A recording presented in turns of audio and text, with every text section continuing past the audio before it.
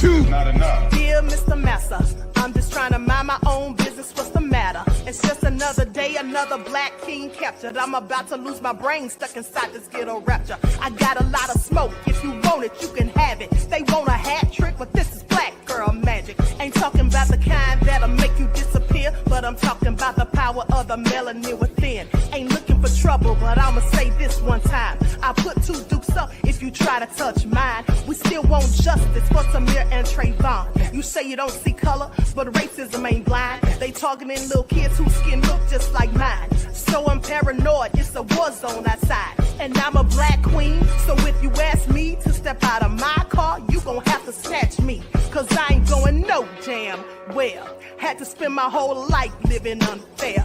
Ancestors got my back and they right here. You can never understand, it's a nightmare. Living in my black shoes by the black rules. You can keep your handshake, I don't dap coon. The white man that go nuts if he cash you.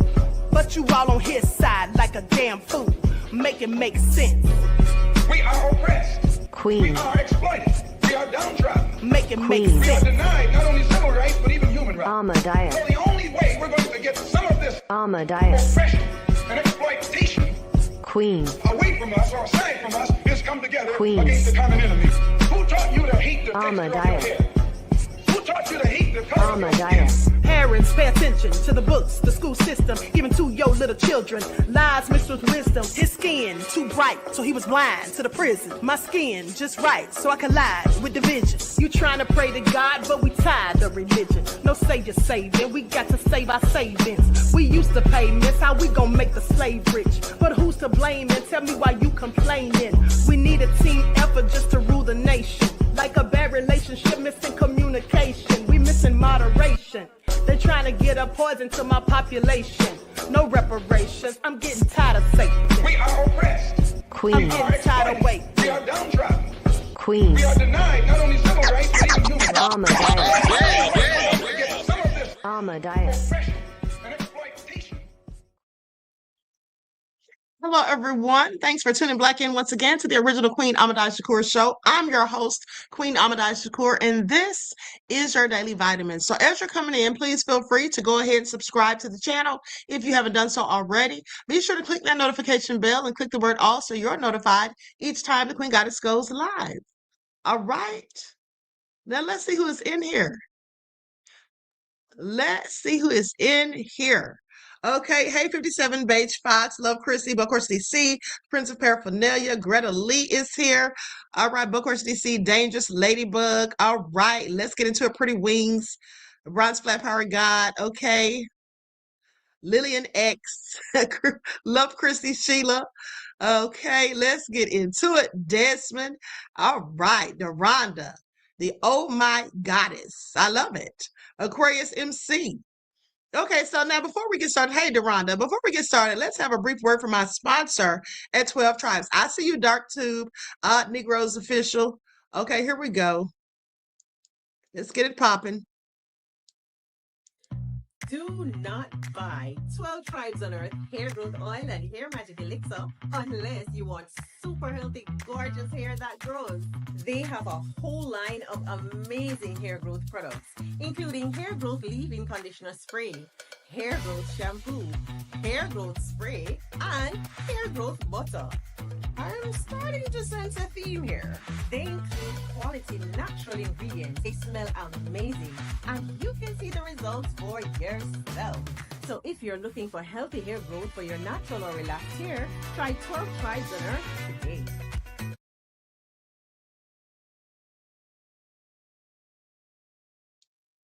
All right, with that all been said, don't forget you can purchase 12 Tribes Hair Oil at Etsy.com. Okay, just look for Lisa Crafts. You can also find her products at Walmart.com. And don't forget that she sells beard oil. Okay, so let's get ready to get into it. Before we, hold on.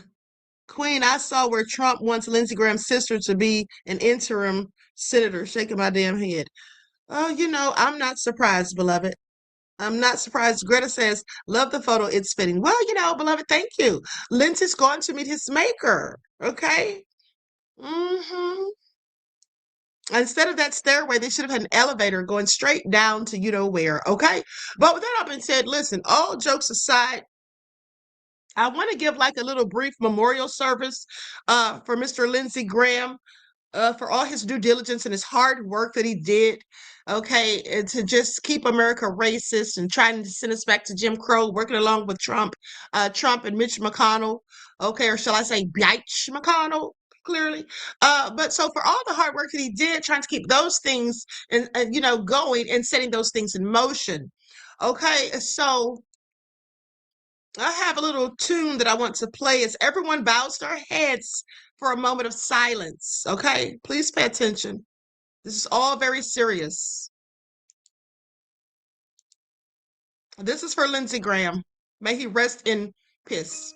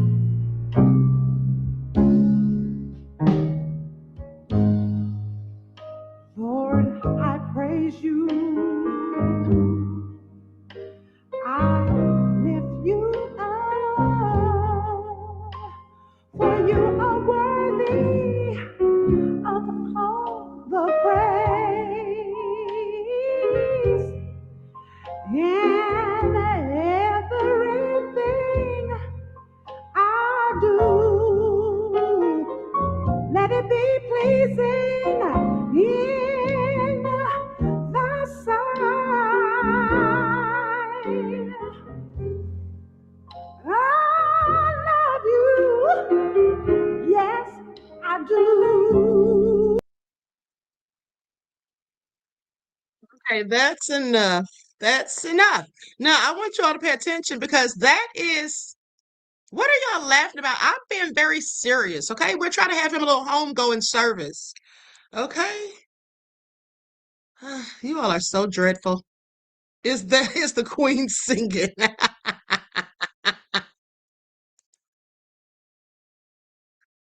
Oh my goodness. 57 Beige Fox said, barely received my notifications. Beloved, that's how they do. And here's the thing, supposedly, there's a rule on YouTube where like if you do 3 or more lives a day, they don't always send out notifications for all of them. That's what Dr. Boyce used to say when I was on his platform. Okay, but sometimes they just don't send them out. So listen, if you don't get the notifications, double check to make sure that you're still subscribed to the channel. But also, you can find the links always at my community tab and also on my X account. Okay, now with that all being said, let's continue. Look how Mitch is sitting there looking. Tim's crying. I mean, it's all going dreadfully wrong. So let's talk about it. The death of Senator Lindsey Graham marked the sudden end of one of the longest and most influential political careers in modern South Carolina history. On the evening of July the 11th, 2026, Graham died at the age of 71 after what his office described as a brief and sudden illness. The unexpected announcement shocked colleagues, political allies, and opponents alike. And as he had recently returned from an overseas trip and was expected to continue a busy public schedule, but it was all too much. In the days that followed, the preliminary findings from the District of Columbia medical examiner indicated that Graham died from an aortic dissection caused by arteriosclerotic cardiovascular disease. Officials emphasized that these findings were preliminary, while the final death certificate awaited the completion of additional toxicological and microscopic testing. Graham's political career spanned more than 3 decades. After serving in the U.S. House of Representatives, he was elected to the U.S. Senate in 2002, where he became a prominent voice on nation security, military affairs, judicial confirmations, and foreign policy. Over time, he evolved from an early critic of Donald Trump into one of the president's closest congressional allies, helping shape major Republican legislative priorities and serving as chairman of the Senate Budget Committee. News of his passing prompted tributes from political leaders across the ideological spectrum. Supporters praised his dedication to public service and his decades-long commitment to national defense and international affairs, while longtime colleagues reflected on his willingness to build relationships across party lines despite sharp political agreements. His death also created an immediate vacancy in the U.S. Senate, beginning the process for South Carolina to appoint an interim senator before voters chose a successor in a special election. Did y'all hear it? Did y'all hear that? I just want y'all to pay attention to something. Okay, DCB says, new subscriber tuning in all the way from Germany. Thank you for all you do, Queen. Well, thank you, beloved. Okay, shout out to Germany. Thank you for your kind words. I really appreciate you. And thank you for your contribution to the channel. You are greatly appreciated. Peace, love, and blessings. Now, let me just say for that very in-depth eulogy that I just did for Senator Lindsey Graham, I'll have you know that those were not my words or thoughts. That was written by Chat GPT. Okay, please pay attention. I wanted to see what Chat GPT would say about him, and there you heard it, all a whole load of BS. Okay, did y'all hear it? I said, Chat GPT, please write me a narrative and summary of the information about Lindsey Graham and his demise. And that's what they came up with.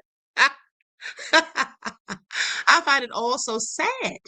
But anyway, let's continue. Let's continue because he's going up out of here, okay, to the fiery pit below. Sad to say, but I'm absolutely sure it's true. Okay, let's go to the CBS report. And then we'll go to what his good friend and colleague, Uncle Tim, not Tom, but Uncle Tim, what he had to say about his dear old friend. Here we go.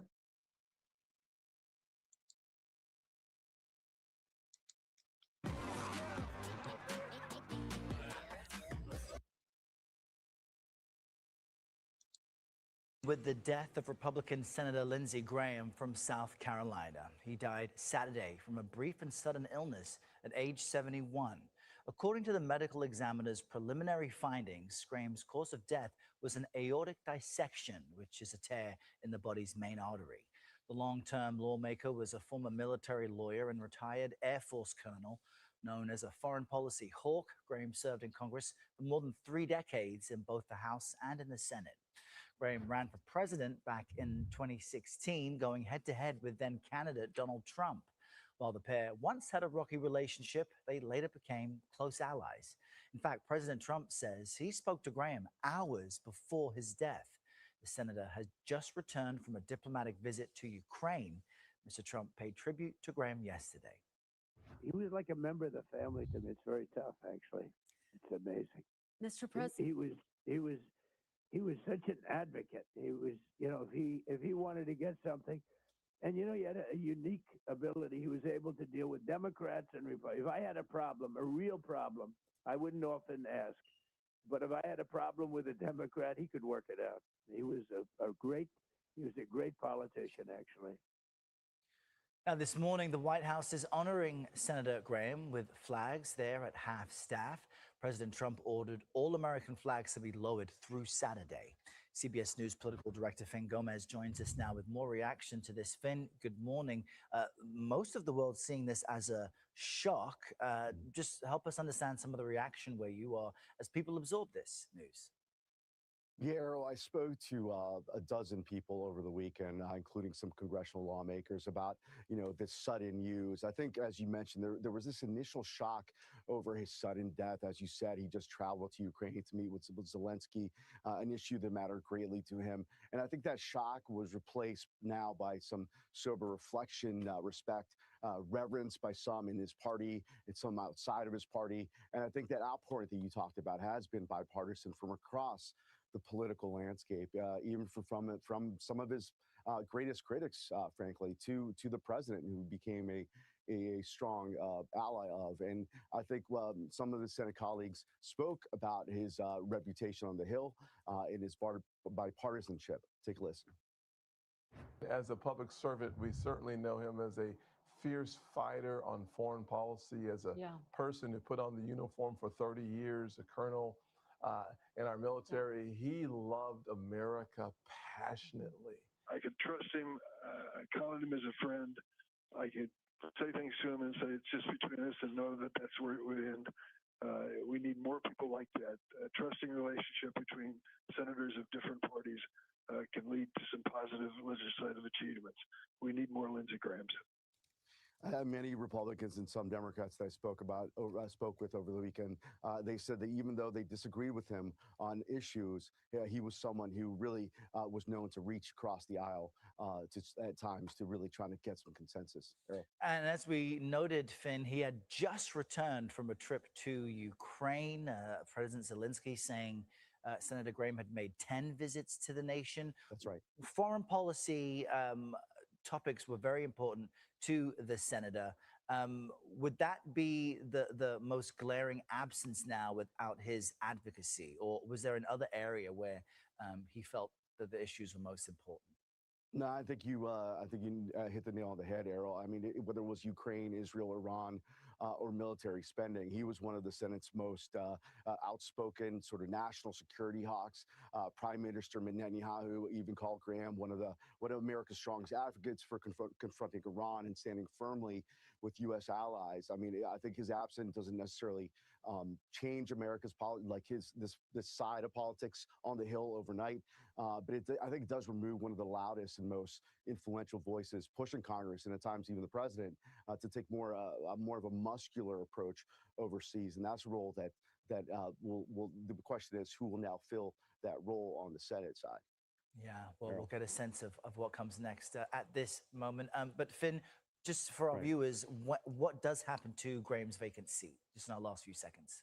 That's right. I spoke to some South Carolina officials over the weekend. The process now moves quickly under South Carolina law. Candidate filing for the Republican primary opens up July 21st and closes July 28th.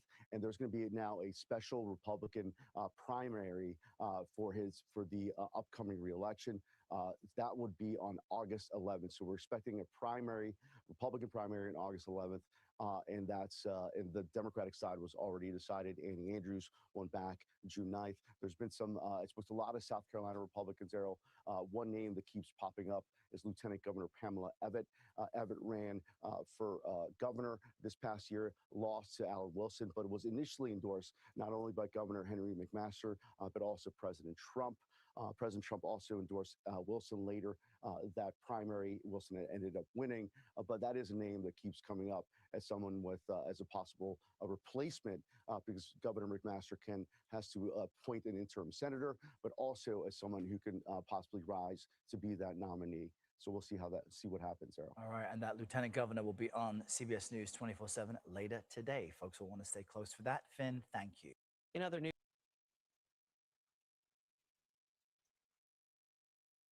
Well, another one bites the dust. Okay, now let's go to Tim Scott, Uncle Tim, as I call him, as he pays homage to his good friend. Certainly has lost a statesman. I have lost a friend. To remember Lindsey Graham, Margaret, is honestly to remember his very humble beginnings. I'm not sure everyone connects the dots on who he is and why he is. His mother dies of cancer. 15 months later, his dad dies of a massive heart attack. He adopts his 13-year-old sister when he was just 19 years old and a student at the University of South Carolina. And that remarkably hard and harsh beginning would frame his worldview. And as a public servant, Margaret, the one thing that we don't oftentimes think about with Lindsey is he wanted to make sure if you needed help and he could help, he was there. He wanted to make sure that those who would sometimes feel invisible, that they were seen. And he did an incredible job in South Carolina of providing the kind of public service that you would want to see from your elected official. He also understood that he worked for the people of South Carolina and not he was just a leader of South Carolina. Of course, there's a foreign policy portfolio that's undeniable, that it was synonymous with who we knew him to be in public service. But as a South Carolinian, as a friend, I got to tell you, he was just a witty guy. He was always funny. I'll tell you one quick story, Margaret. When I first started my South Carolina prayer breakfast in D.C., for those of us who came from South Carolina, I called Lindsey on the phone, and I knew he was not a morning person. And prayer breakfast starts 8:30 in the morning. And I said, Lindsey, will you come? He says, I'm not coming even if Jesus comes before 10 a.m. And Y'all heard that, right? Y'all heard that? So he's clearly in the right place. He said, I'm not coming even if Jesus comes. All right? He was so serious. But let's continue. it made me, I just laughed out loud. And of course, at 8:31, who walks through the door? Lindsey Graham. He was always committed to the priorities that he thought was important, not just for him, but for me. And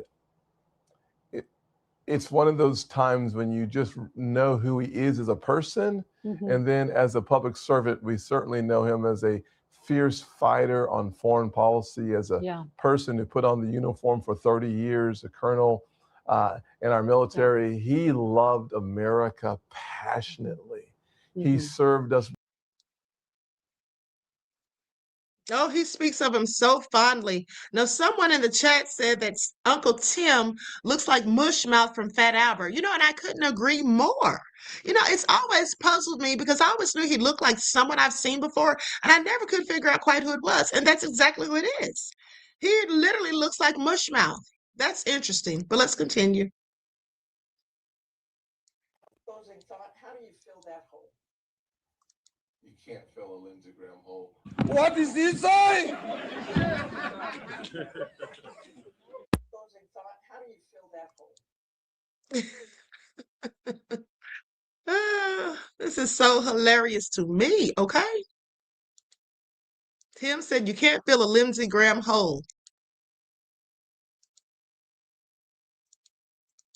Lights up, everyone, please like and share. I totally support it. It has 4 things that make a lot of sense. Voter ID to vote. 30-something states do that. You got to be a citizen to vote. That's just common sense. We don't want non-citizens voting in our election. It prohibits minors transitioning their sex.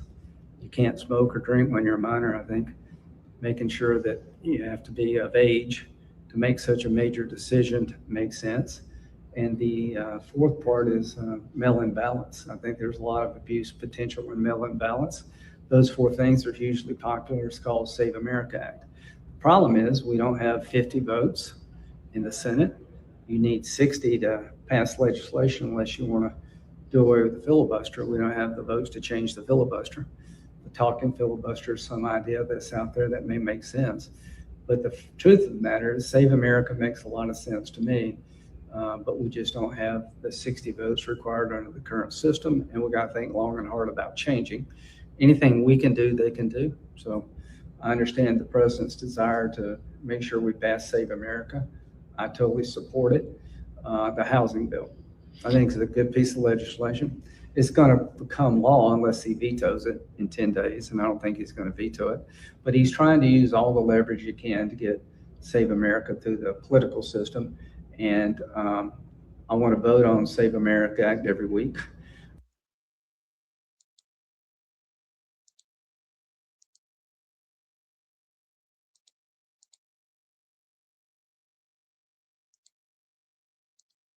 Tim Scott decided to step in the chat. South Carolina, hear my voice and follow. Please vote for Lindsey Graham tomorrow. He deserves your vote. President Donald Trump wants him back in office. Let's keep our focus on affordability by having President Trump and Lindsey Graham and myself continue to work on America's economic agenda. And I have to say, no, Tim Scott, we are not voting for Lindsey Graham. This is how you know you got them shaking in their boots with Annie Andrews. You know, Dr. Annie Andrews, our next South Carolina senator. I'm speaking it into existence because affordability, who's the reason why gas prices are high? Who's the reason why we not have screwworms in Texas, so beef is going to be more expensive? Who's the reason why groceries and just everything in general, from electricity to just childcare, is expensive right now? Healthcare is expensive right now. It's the Trump administration. And I mean, you can tell they're shook up because look at all these different tweets Donald Trump has been putting out in South Carolina, trying to get some of these candidates he's backing across the finish line. Yeah, they weren't happy with the way that Democrats have been activated in this state. And I say, let's keep them on their motherfucking heels. Let's keep them on their motherfucking heels, y'all.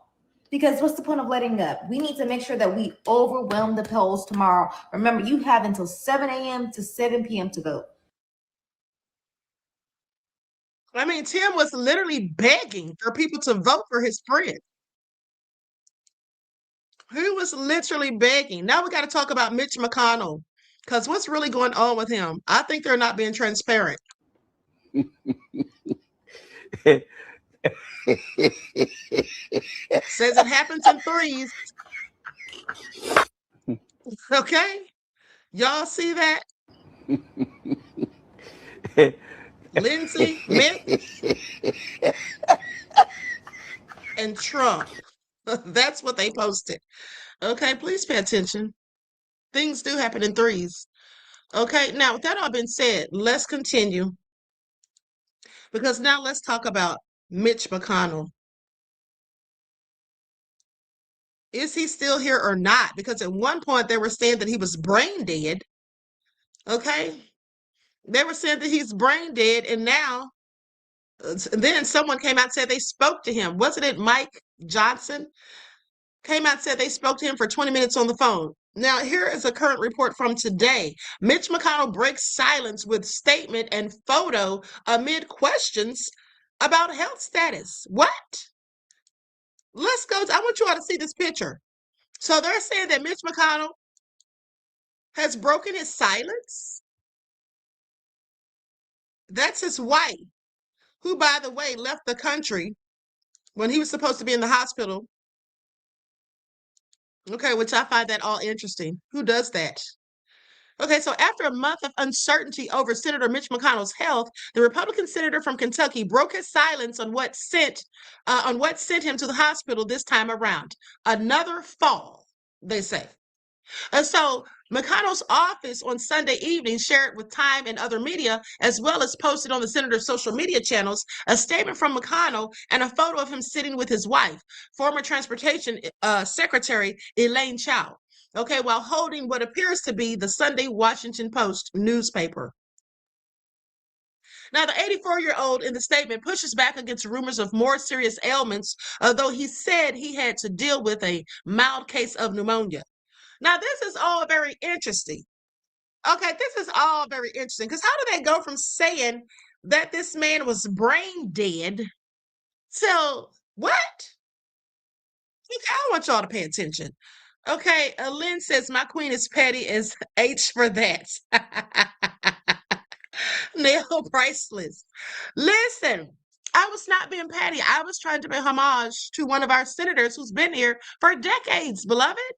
You all are just nefarious. Your minds are in the wrong place. Okay? Thank you for that. I absolutely am petty. You already know. Okay, and thank you for your insight into the topic and your contribution to the channel, beloved. You are greatly appreciated. Peace, love, and blessings. Now let's listen to the rest of these lies because I don't believe a word of this. Okay, I mean, if this man is really alive and doing so well that he could sit up in the bed while his wife stands there and holds his hand and he can just talk regularly, why didn't they record this?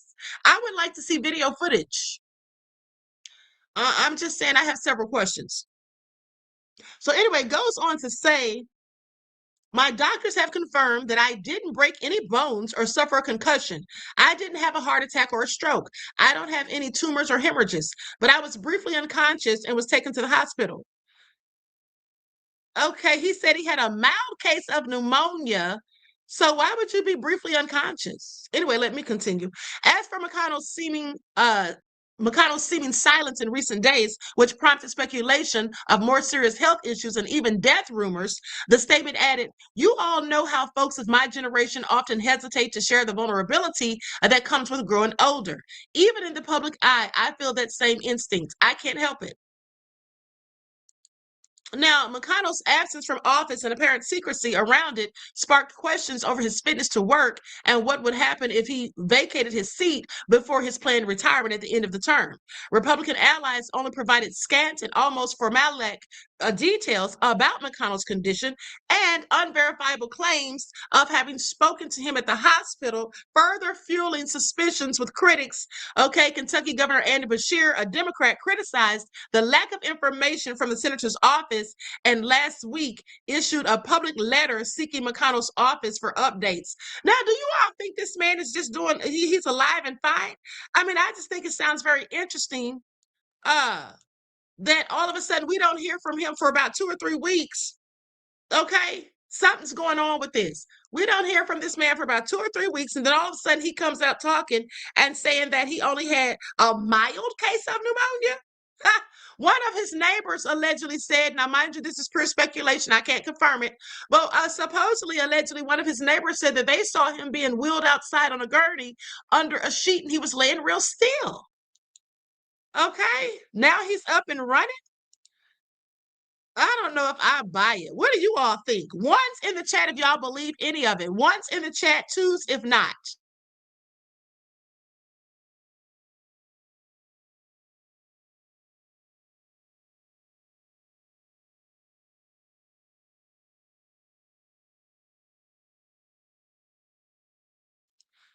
Nessa G said, we haven't seen him speak. Everybody's putting twos.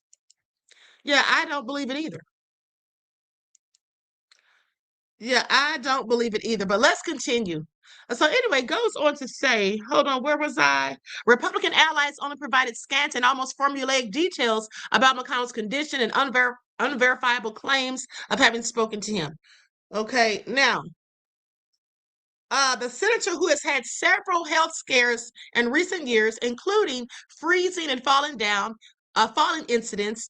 Y'all remember that day we saw him fall? It looked like he fell in literally slow motion.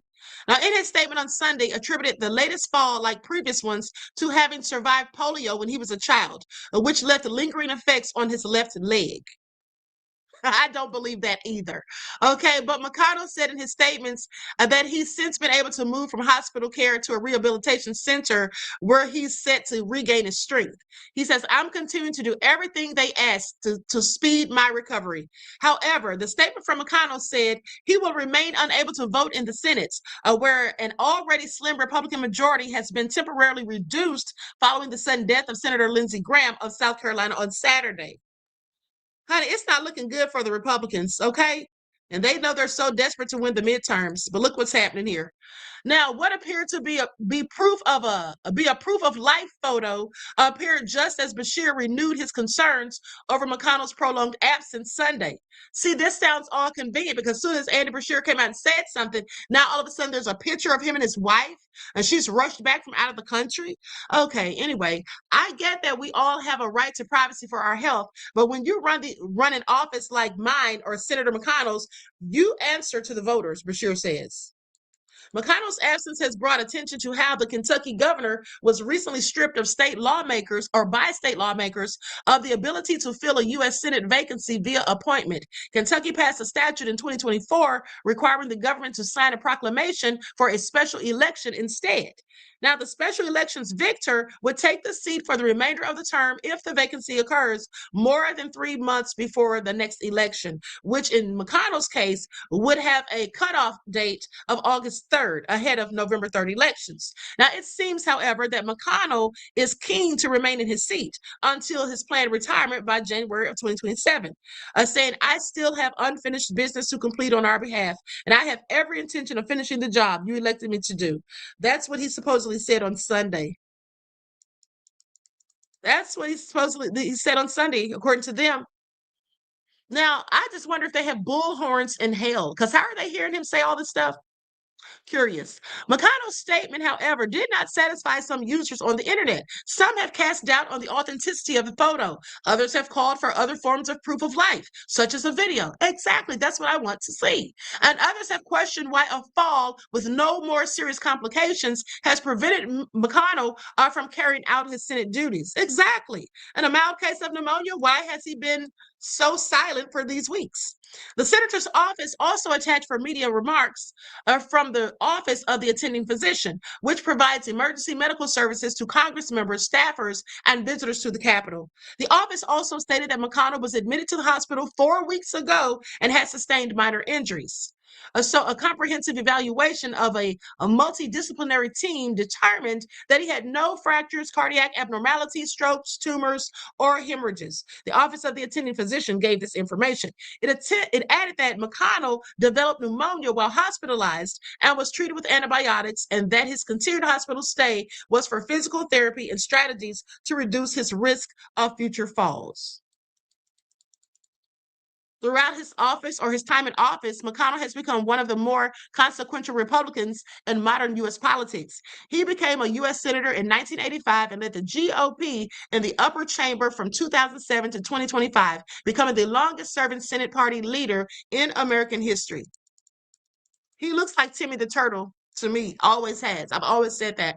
Now, McConnell backed Trump's presidential bid in 2016, and he helped reshape the Supreme Court by facilitating the confirmations of Trump's nominations for justices. But unlike most other Republicans, McConnell has on occasion bucked Trump on some issues, particularly since the president's return to the White House in 2025, notably rejecting some of the president's cabinet nominees. At 84, McConnell has remained active as a rank-and-file senator, although his physical condition has visibly deteriorated in recent years. And before his hospitalization, he had been using a wheelchair to get around. In March of 2023, he missed several weeks of work after falling in a hotel in Washington and being hospitalized for a concussion. He had another fall that year at the Ronald Reagan Washington National Airport. The following year, McConnell fell and sprained his wrist while working out of a GOP luncheon. And in 2025, he suffered multiple other falls. See, this is the problem. What if this man's having all these falls and everything? I want you all to pay attention. If he's having all of these falls, come on. They know this man is not competent. Why would they let him stay in the Senate? Okay, they should have forced him to resign. Okay, at least 4 years ago, in my opinion. But he's still here. I don't think he's still here, but I'm just saying he was still here until recently. I don't think this man's here. I'm going to need some verification because this picture of him and his wife is just not, yeah, I'm not falling for that. Okay. I'm just not going to fall for it. I don't believe it. I absolutely don't believe it. And guess who else doesn't believe it? Well, I'm so glad you asked. The Young Turks. Okay. The Young Turks don't believe it. So let's get into it. I'm going to use an overlay on this video because clearly I don't have permission.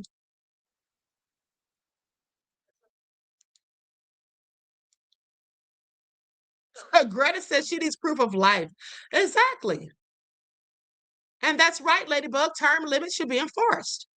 I mean, you shouldn't just get to be a senator your whole life for decades, especially when you're somebody like Mitch McConnell and Lindsey Graham. Please.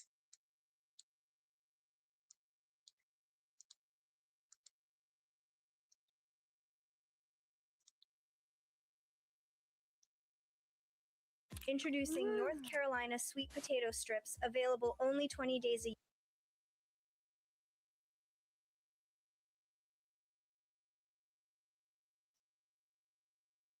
year. Has been in the hospital for 3 weeks now, and some are saying he's brain dead already. But his wife went to China. That was weird.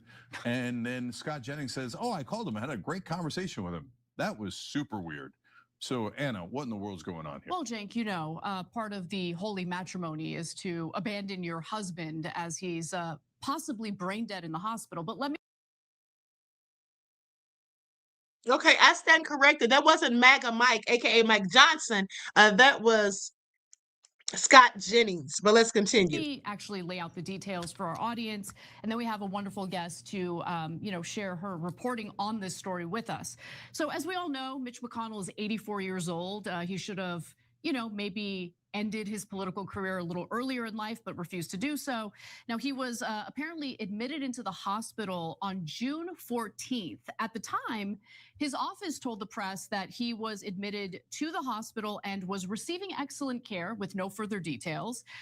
It was unclear why he was hospitalized in the first place, but 2 weeks later, independent journalist Desiree Townsend shared an EMS recording from June 14th when he was hospitalized. This is the same day he went to the hospital.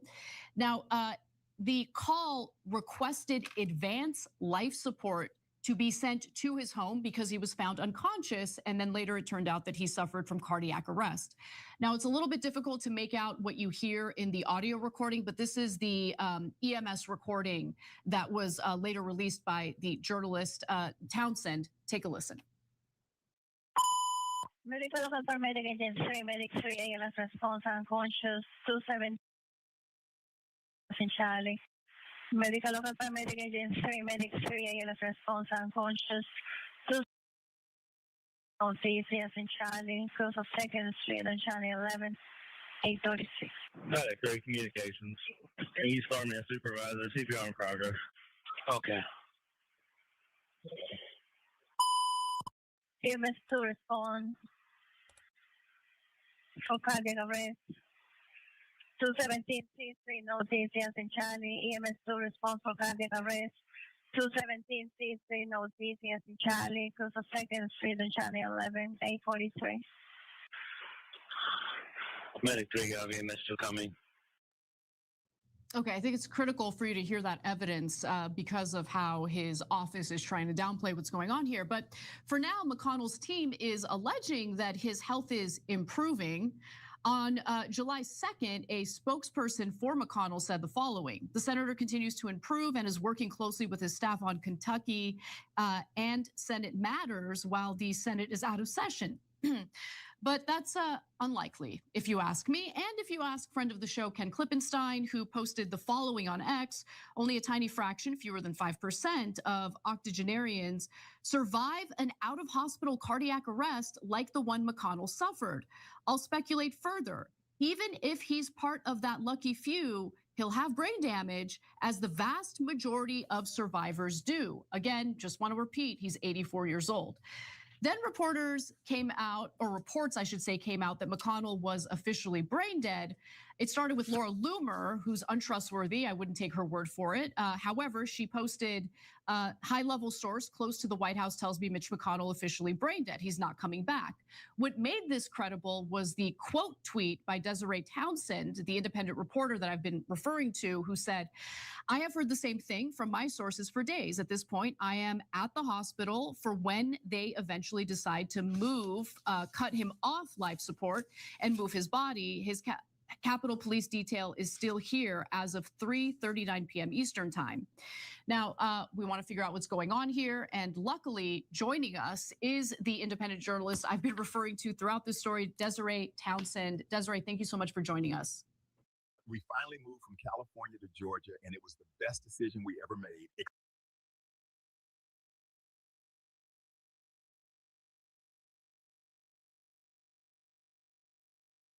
Thank you so much for having me today. So let me just start off by asking you, what do you think is happening here? Do you think that the speculation by Ken Klippenstein is correct? Do you believe that Mitch McConnell is in fact brain dead? I personally believe that that is the case, or he is still on life support. I find the timing of these statements that came out saying I spoke with Mitch McConnell today incredibly odd. The reason being is if you listen back to that audio, they were giving him CPR.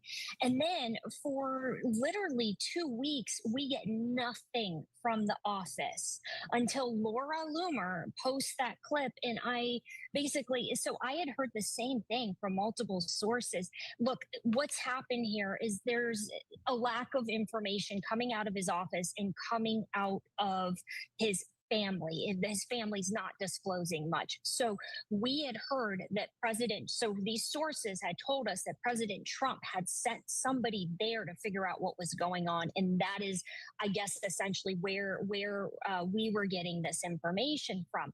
So the timing today of these two people coming forward, I believe it was Brasso and Jennings came forward and said, I had both 20-minute conversations with Senator McConnell, I find very odd because also we had staffers, some sources that appeared to be within the staff.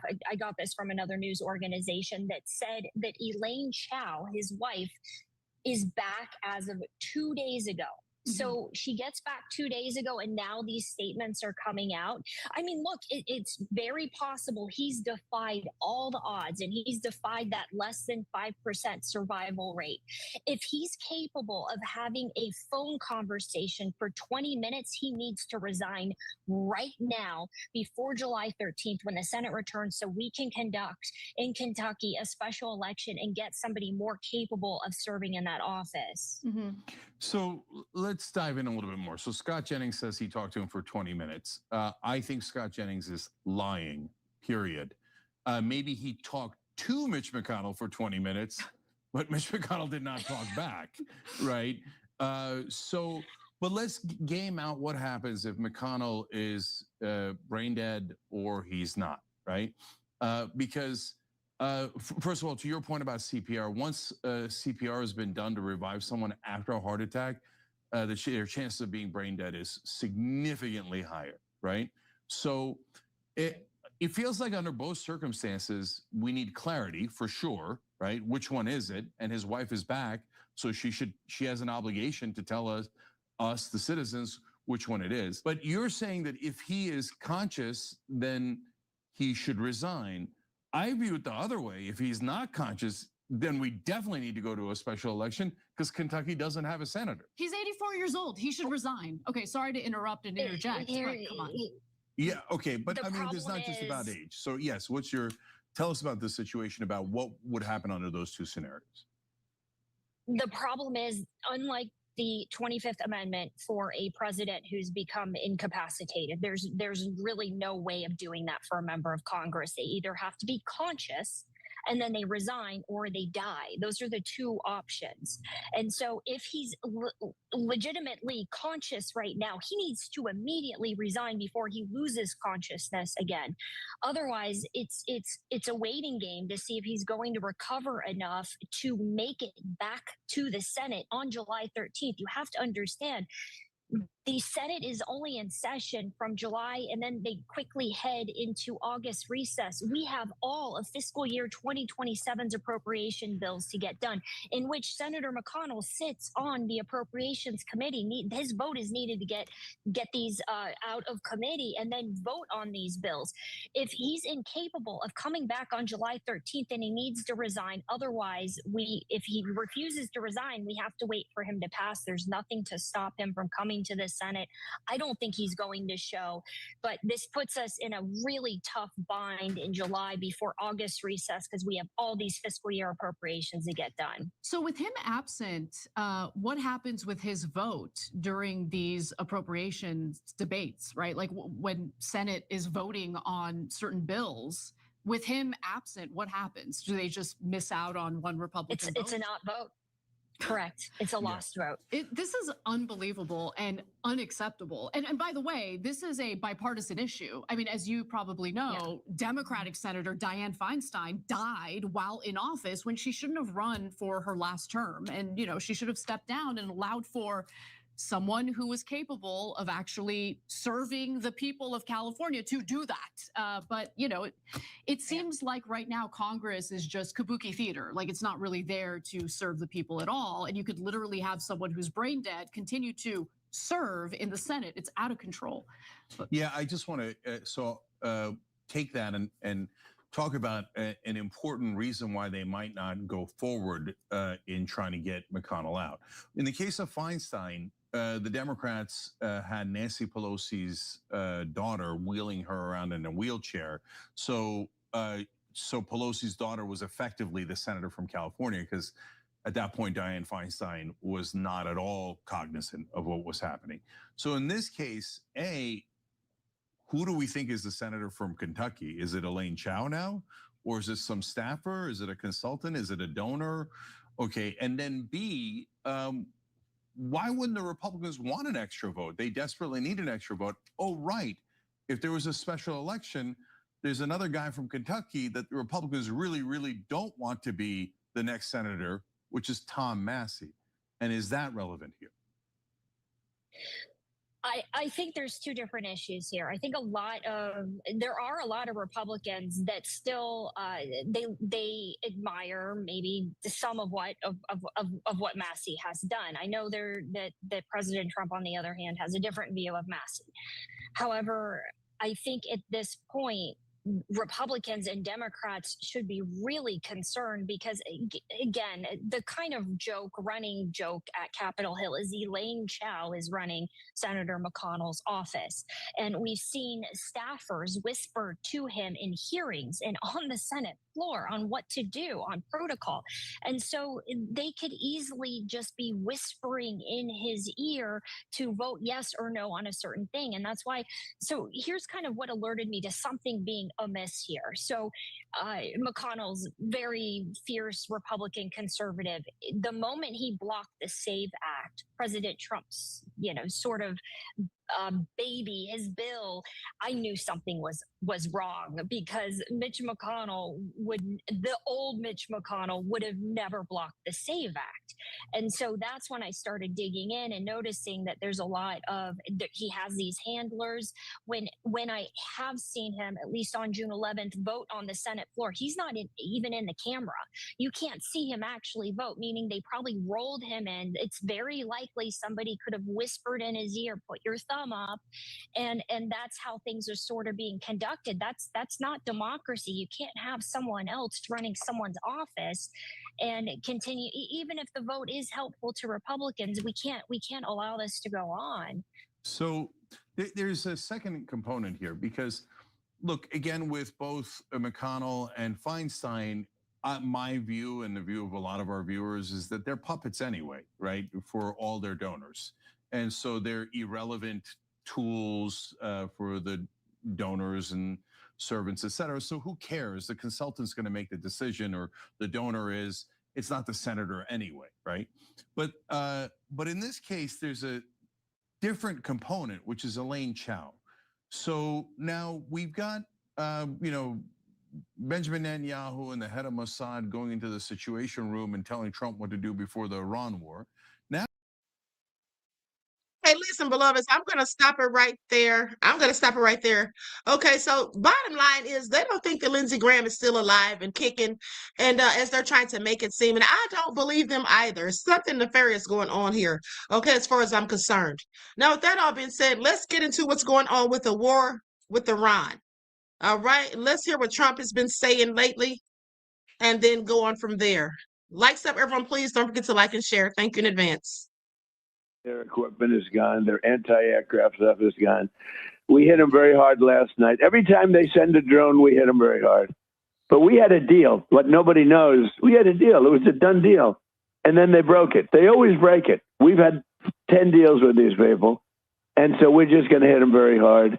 And we're gonna keep the Strait, and we'll probably run it. We'll become the guardian of the Strait. Maybe we'll call it the guardian angel of the Strait. And we should be reimbursed for that. When we do that, we're going to be reimbursed because the other nations are very wealthy. They're on our side.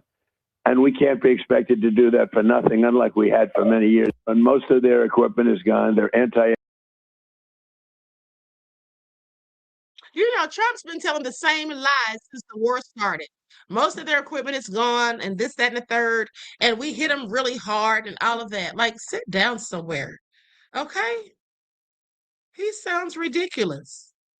But let's continue. Likes up, everyone, please like and share.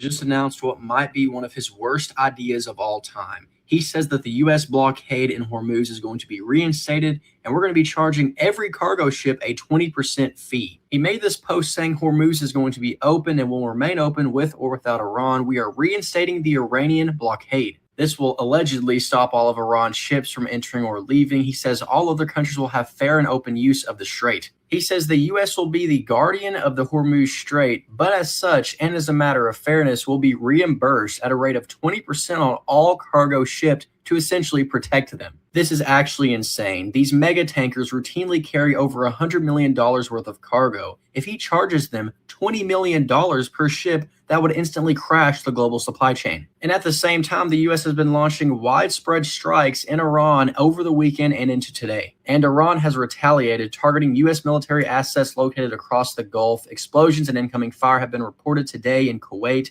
Jordan, Bahrain, and Oman. And Donald Trump has no idea what he's doing. Donald Trump just announced what might be one of his worst.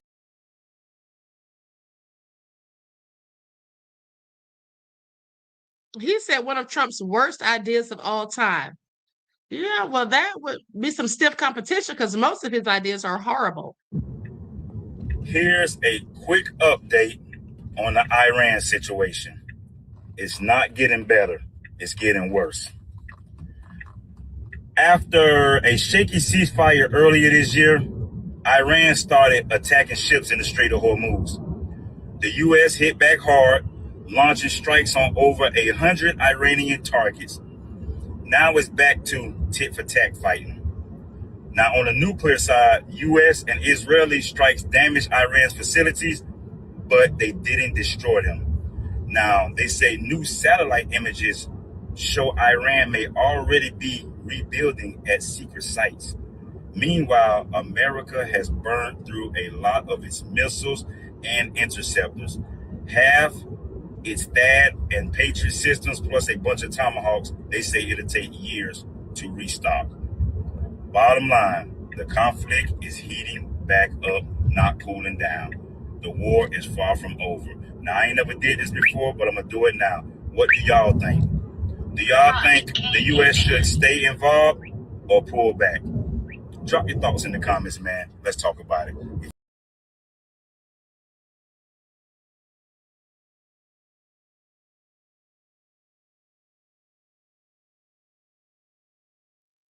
13th. Guess what? More war crimes. Last night, the U.S. struck water, petrochemical, gas, and oil infrastructure in Iran. Saudi Arabia took a page out of Isn't Real's book and took advantage of the American aggression, directly striking Yemen's largest airport. The Houthis in Yemen decided to respond by hitting an oil tanker in the Bab el-Mandeb Strait, which comes out of the Red Sea, which is another vital energy checkpoint. The president reacted to this as any sane person would and said, the U.S. is actually going to control the strait and we're going to get paid for it. Instead of it being open like it was 4 months ago, 5 months ago, we're going to waste your tax dollars to control it. And that's if you take them at face value. We're not. Iran actually controls the strait. That should be really obvious at this point, because every time a U.S.-backed tanker tries to go through, they bomb it. When the president said we'll be reinstating the blockade as well. So this is the hottest the war's been. There are also some reports that Iran had ground forces go into Kuwait to attack a U.S. base, which would be really significant. In terms of how this geopolitical nonsense matters for you, the price of oil is behaving as if we have normal Hormuz traffic at this point. If you look at the chart behind my head from Bloomberg, you'll see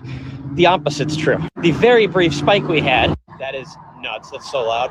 Whew, man, smelly truck. But yeah, the about week long we had where there were some tankers coming out and Iran was just controlling it, has now been completely shut off again. We're back to a trickle. Reminder that we used to have 100+ ships going through each and every single day. So in the meantime, the Strategic Petroleum Reserve that's at its lowest point since the 1980s will continue to be drawn down. And the rubber will have to meet the road with the oil market, and we will have to see systemically higher oil, gas, etc. prices, because it's very clear we're not going to have normalcy for at least another 2 months now. 1.5 to 2 months is probably the base case, best case scenario for oil to be moving normally again. Those of you who can do math will understand that that means at the best mid-September. So no.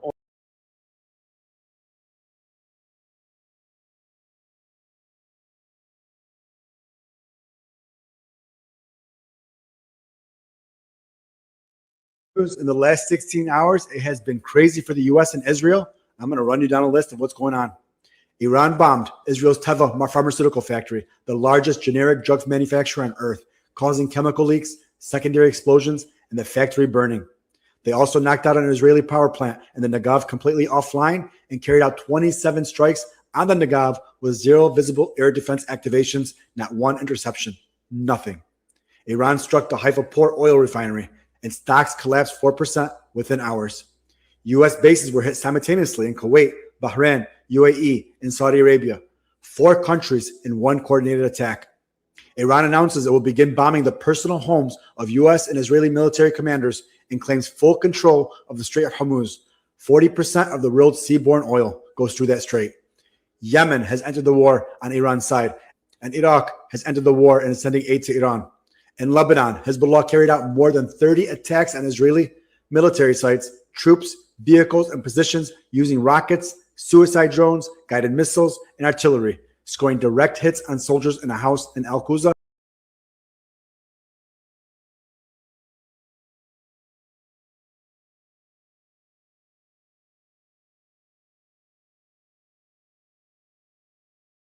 Netanyahu war is on the horizon, and this time it's attacking a NATO ally in Turkey.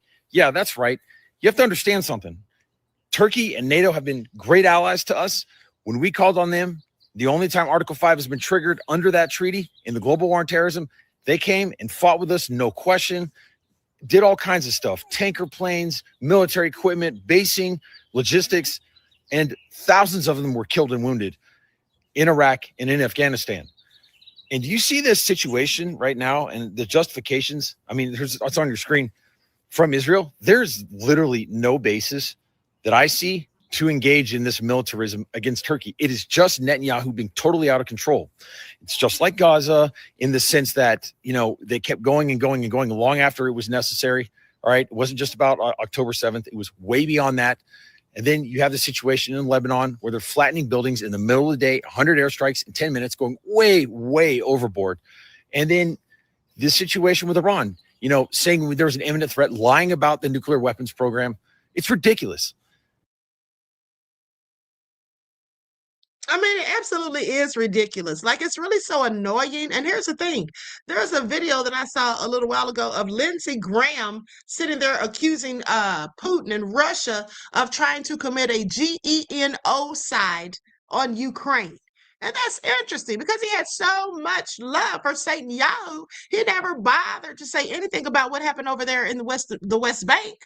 Okay, he never bothered to complain about anything that was happening in Lebanon, but you want to sit there and say that Putin is trying to commit genocide? Okay, y'all see that? Honey, you already know where he's resting. Okay, but let's continue because ICE shot and murdered someone, okay, in Maine. Let's get into it. The person has lost their lives this morning to ICE. This time in Biddeford, Maine, a person has died from an ICE-involved shooting.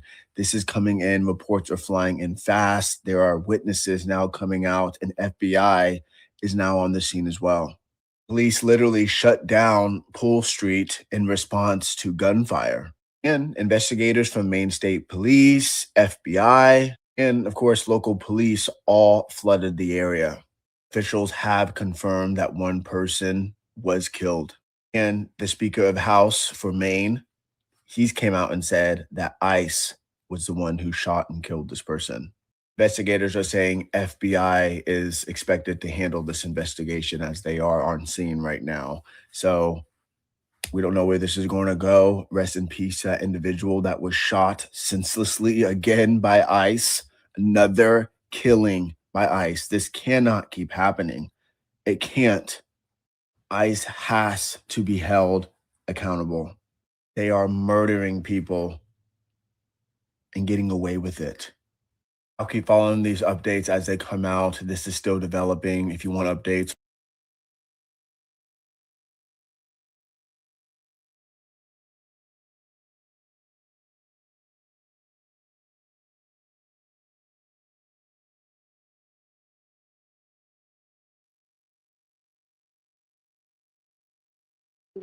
Krakow, Poland. Osaka, Japan. Sao Paulo, Brazil.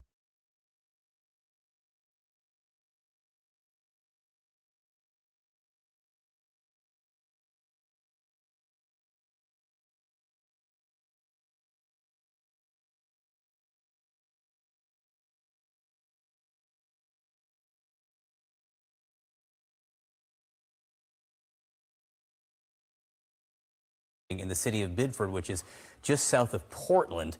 I want to get to CNN's Rafael Romo, who's got the latest on this. Rafael, what are you learning here?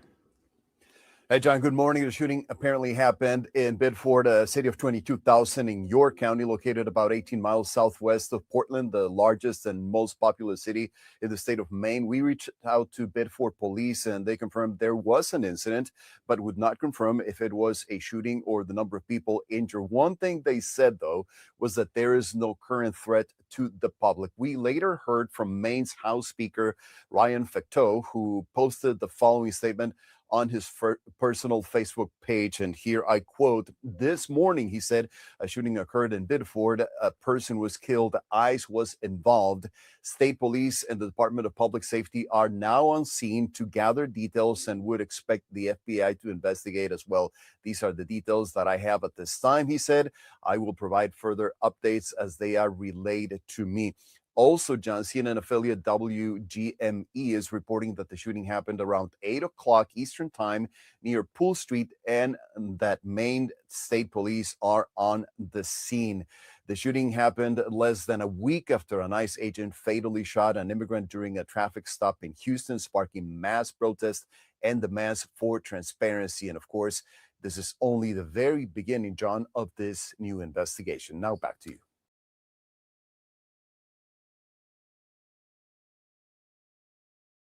I want you all to pay attention to how these ICE incidents are they're starting to happen more frequently.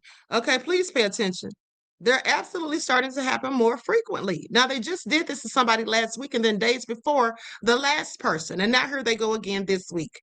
Okay, please make it all make sense. I'm inclined to think that these ICE agents are the IDF soldiers, because this is like their handiwork, in my opinion. Okay, this is like their handiwork. Let's go to this clip of this person. She said that she had a download about the migrants and that they need to leave before it's too late.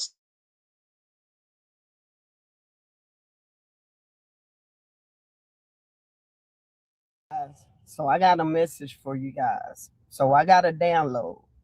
And this is for all these foreigners, all these immigrants, everybody that don't supposed to be over here in America that's in America. Y'all better get the hell up out of here. The download that I got is that they're building concentration camps without y'all knowing it's concentration camps. All these tall buildings, see, y'all got to understand, when y'all came over here and conquered America, y'all built this thing called the projects, right? If you pay attention, projects, this is where y'all were experimenting on the native people of this world, right? The indigenous people of these lands, because you was trying to extract information, nutrients, and what is it? Y'all been extracting minerals and everything from our world to the point where you have to pay for that. The part they did not tell y'all was that how you was gonna pay for it. So all these people over here that's in America right now that don't belong here, this is just a warning before destruction. They're building concentration camps. Once they build these concentration camps, you're not going to be able to go anywhere. This has always been part of the plan. What you guys have to realize about what happened in Germany with Hitler and all of that, he was doing what he was supposed to do with to you, because it's called universal transfer. Okay, now I'm gonna have to cut her short right there when she starts talking like that. Okay, I'm gonna have to skip past that, honey, because I'm not trying to have problems in normal neighborhoods. And let me get back to the projects. So the projects were these high-rise buildings that they kept you in because they were using you. They call it projects because they was doing what I don't want to say they projects. So they basically were using our blood, they were using our skin, like they was doing stuff to make sure that they survive on our land. And now it's getting so hot, y'all not going to be able to survive. So now they're going to put you in an area a reservation. Yeah, we call them projects, that call them reservations, whatever you want to call them. They finna put you in that area and you're not going to be able to escape. And what's going to happen is they're going to take you on down the line because all these concentration camps are on the line of a train system. This ain't the first time this done happened. This is just the first time y'all finna experience it. The same stuff that went on in Germany, they wasn't before time. They was right on time. So guess what? Now it's y'all time. Listen to me carefully. Y'all better get the hell up off these lands while you can. Take your children with you. Because right now, they finna start rounding y'all up. Matter of fact, they already have. ICE is not here by accident. ICE is here because United States of America have been judged or being judged. And if you are a part of their system, you are the part of their judgment. So if I were you, I'd get the hell up out of here. That part. And then she said that part. Listen, I find that very interesting. She said that was a download. Well, I'm sorry, but we've already been talking about that with concentration camps that they call detention centers, okay, and how they're trying to turn the homeless and people into slaves and all of that. So, but yeah, I thought that was interesting. Now let's go to this video. We're almost done, beloveds. Let's go to this video of this pastor who has gone viral for saying the quiet part out loud. Calling them out on their BS is what he has done. Let's get into it.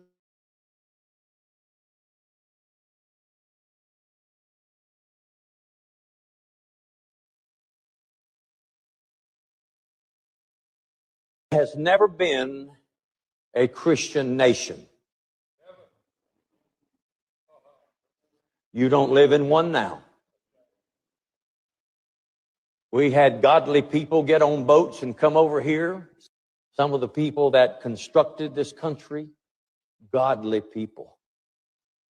But it has never been a Christian nation and never will be.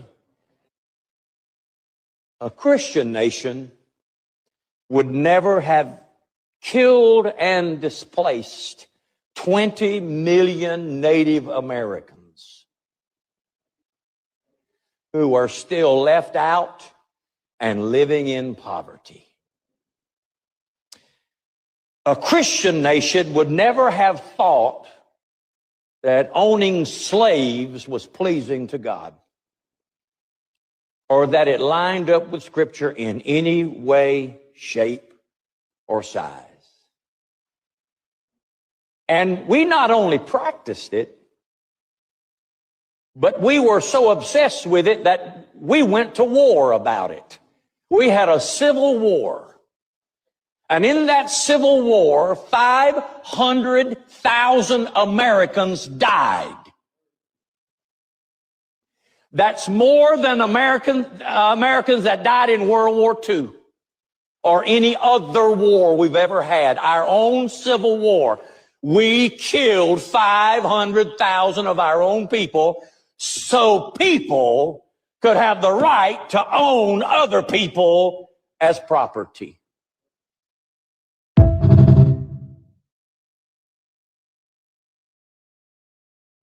Okay, no lies detected. He said what he said. These people go around here trying to act like they're doing things in the name of God or Jesus and all of that. And no, these things they're doing are satanic. Many of these people, the things they're doing are absolutely satanic and demonic. Okay, so I'm sorry. What God are they really worshiping? I have several questions. All right. And so anyway, with that all being said, I'm going to conclude this broadcast. I want to thank you all for tuning in once again. Please like, share, subscribe, and all of that. And I will see you all on the next broadcast later on this evening. Okay, and so each one teach one. That's how we grow and thrive. Do something productive, constructive, but never destructive. And always remember, beloveds, to keep the Most High first in your lives. And until next time, peace.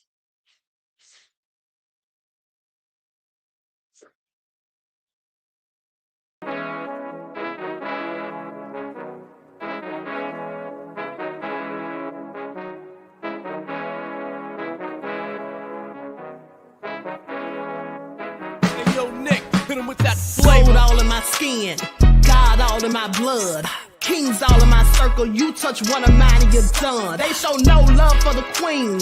Why you hating on me? Is it cause I'm free and I got Malcolm X in my jeans? I got dreams like King Luther, shed blood like Kunta. You ain't helping my people, I ain't got nothing to say to ya. I want all the smoke like hookah. Talking reparations, America won't be great until they give us compensation. I'm like, I'm the hottest right now. See a bunch of lames out here trying to jock on my style. They be doing too much. I'm the queen, it's too easy. It's like they all at Popeyes, how they be talking so greasy. I just sit back and laugh while these haters get madder. So nefarious how they don't want my pockets with cheddar. I tell them they can do better. These snakes in the grass can leave a bite on your ass, cause y'all be trusting too fast. I got my foot on the gas, other one on they necks. Dropping receipts on haters, you better show some respect. I'm never facing regrets, we only facing the threats. Running through every challenge like a relay, break no sweat. It's a cold game, so I got that blanket with me. Now that my people awaken, ain't no going to sleep. I do not play by my piece, this time I'm playing for keeps. You talking slick, but when I see you like them ends, we gon' meet. And I got gold all in my skin, God all in my blood, kings all in my circle. You touch one of mine and you done. They show no love for the queen, why they hating on me? Is it cause I'm free and I got Malcolm X in my jeans and I got gold all in my skin, God all in my blood, kings all in my circle. You touch one of mine and you done. They show no love for the queen, why they hating on me? Is it cause I'm free and I got Malcolm X in my jeans and I got